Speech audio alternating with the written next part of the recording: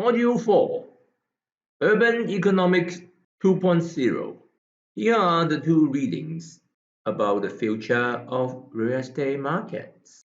First of all, a very recent article published in the Washington Post by Kelly and Lerman on June 2nd shows us about the trend of working from home. The pandemic is making people reconsider city living, trading traffic for chickens. People are making big moves to less populated areas as work becomes less tied to the office or disappears completely. The pandemic is fundamentally changing the appeal, necessity, and feasibility of living in a big city. Some real estate data suggests many are already considering or making a move to a smaller town or suburb. The whole premise of residential location choice is based on commuting cost.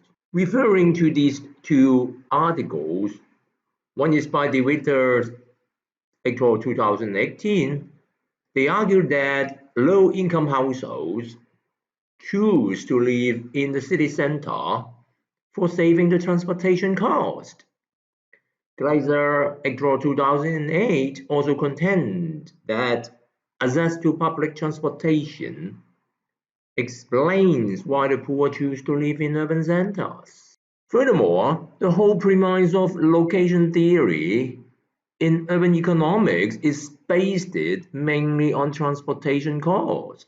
From von Thunen's 1826 isolated state model, which emphasized about the transportation cost of produce from farms to markets, to 1960 Alonso's speed rent curve, which argued the reason for a declining unit rent against distance from the central business district (CBD) is the competition of accessibility. And it further developed into the Alonso-Mills model, which is based on the argument that higher house prices close to the city center are offset by short commutes.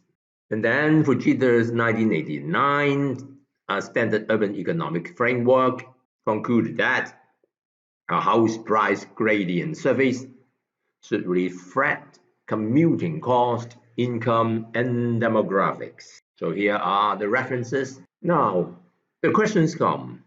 COVID-19 pandemic forces us to work from home and study at home. In other words, people no longer have to commute. Then the accessibility premium for living in the city center does not exist anymore. The question is, what would happen when commuting cost is no longer a concern?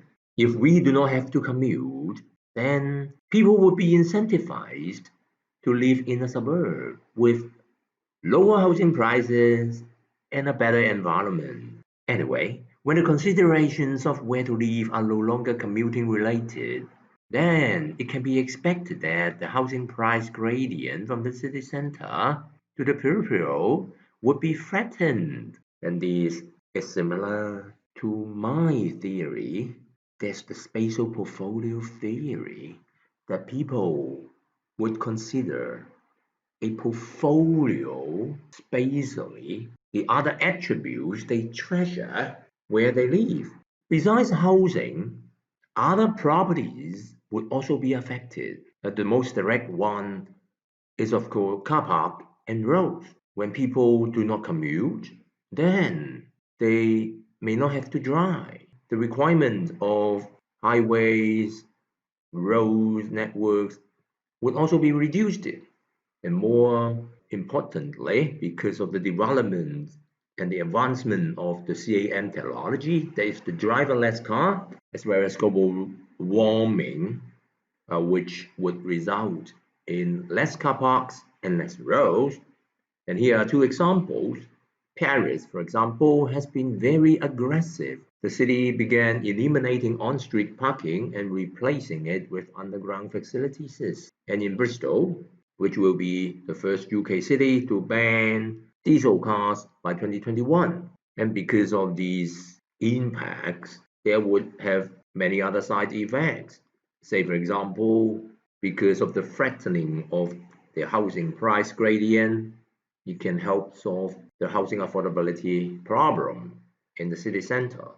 And it would also improve air quality, reduce density and congestions, saves lives by reducing traffic accidents, and also reduce stress. How about retail property?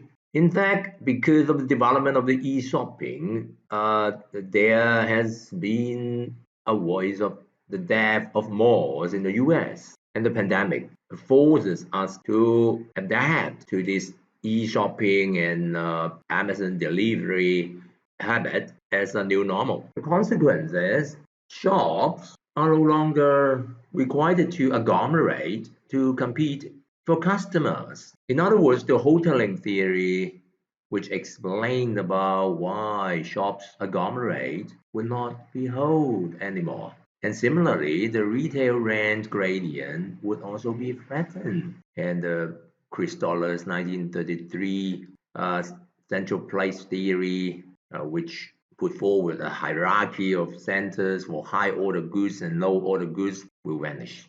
And my prediction is shops in the future will be more likely to stay close to the manufacturing or storage center, serve as a factory outlet if shops are still necessary. And here are two articles for you to read about the current changes of retail property in the market. Someone is suggesting to repurposing retail space for alternative uses such as co-working space, residential use, or cultural facilities. Well, if we do not have to commute and we can work from home, then office space would definitely be reduced.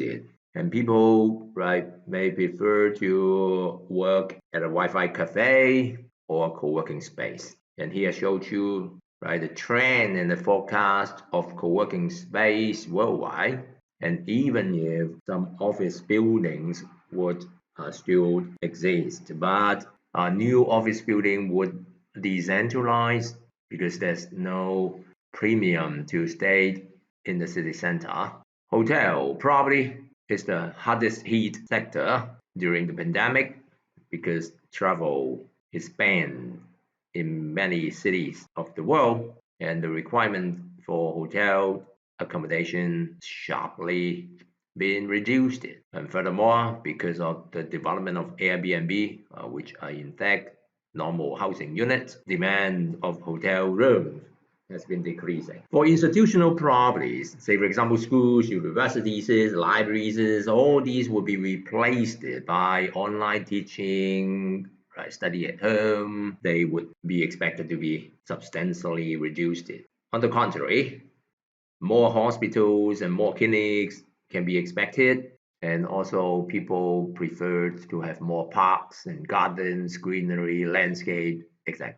And then here about factory, and you will find a very interesting article here to combine factory with education and research, and that is what they call a Y factory, which can on one hand educate and research, and on the other hand produce, construct future cities. The last one is logistic properties, and because people buy online, engage e-shopping, so there are higher and higher requirements on logistics space, storage space, and efficient delivery method. So as a conclusion, this is novel agenda to call for a consideration of the urban economics 2.0. When accessibility is no longer the concern, then what will be the determinants of location choice? When people move to the city peripherals or rural areas, house price gradients will be flattened. It can be an opportunity to solve many problems in the city center. Beat rent curve, does not exist. Retail and office do not have to bid for locating in the city center, and in the future, houses will become multifunctional, not just for accommodation, but Airbnb, home office, home school, home quarantine, asset investment, vehicle inflation hedge, social status goods. And so it's time for us to develop the second generation of urban economics. Do you have any suggestions? Please send an email to me.